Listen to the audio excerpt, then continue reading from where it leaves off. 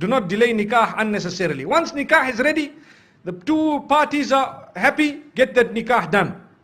So that any relation that happens between them thereafter happens in a way that is permissible. Remember that. Sometimes people say, no, my daughter is engaged. Brother, 3 years later, your daughter, no, she's engaged. I say, but brother, 3 years have passed. She had 2 abortions in the process. Do you know that? I'm not joking. I'm serious. My parents, you don't know what we know. They come to us for help when they cannot talk to you. I know. We cry when we see the children of the good people. Sometimes people we know. And they come to us, you know what, I have this problem and that problem. But sister, you are engaged to the man. How could this have happened? You know, my father told me you cannot marry now, you are still studying. My, Allahu Akbar. May Allah forgive us, really.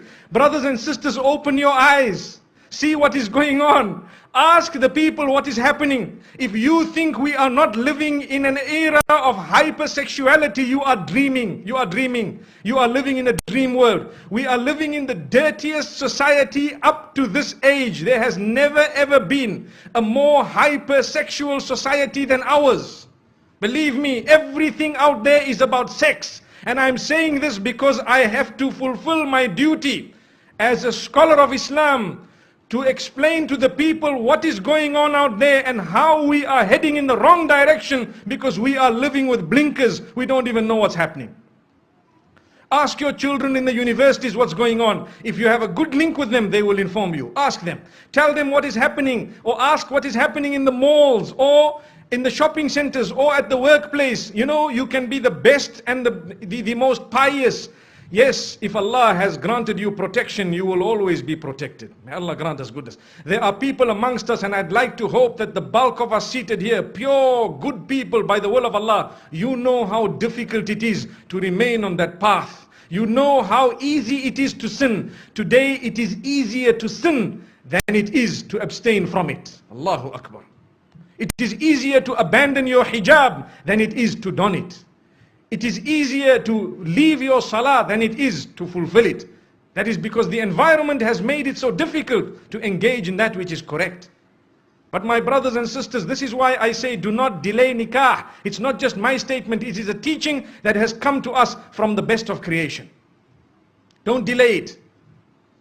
And at the same time, do not make it difficult in any way. We already spoke about the mahar, the dowry, or whatever else it is. Either way, don't be too demanding. And do not become a person who really makes it tough on their sons and daughters to get married. Because in that particular case, we will be held accountable in the eyes of Allah subhanahu wa ta'ala. Why is it that you as a parent did this to your own daughter? You doomed her, you punished her. And this is what you did to your son. You made him, you really made him leave the deen in totality. It brings me to one example, living example, where there was a young boy whose father was being so tough with him that, listen to this, he wanted to marry someone who was ready to revert.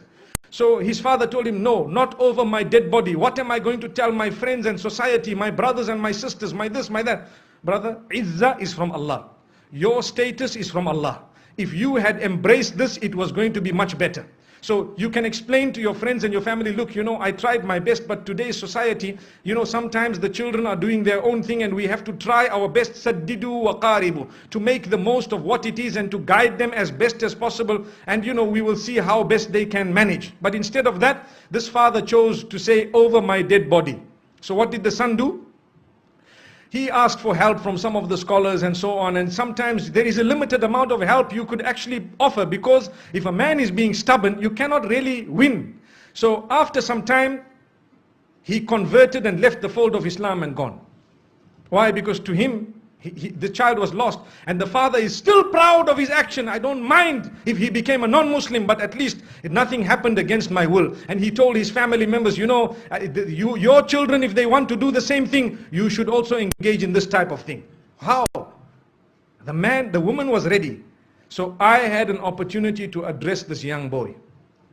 And when I spoke to him, he told me something that is really a question of the age. When I say question of the age, I mean sometimes the mind starts asking these questions. He said, you know, this woman is such a good woman that I married. She has so many good characters and conduct. She told me I'm ready to do anything. You know, I explained to her about the little I know about Islam and she was ready. And then what happened is, when my father and my parents said no and everybody disagreed and they, you know, the mother, he says my mother didn't really mind, but she has to follow what my father says. So after some time, they questioned me, her parents, to say, look, we were all okay for our daughter to, you know, to enter the fold of Islam. Now, if she is not going to enter the fold of Islam, then why don't you enter our faith?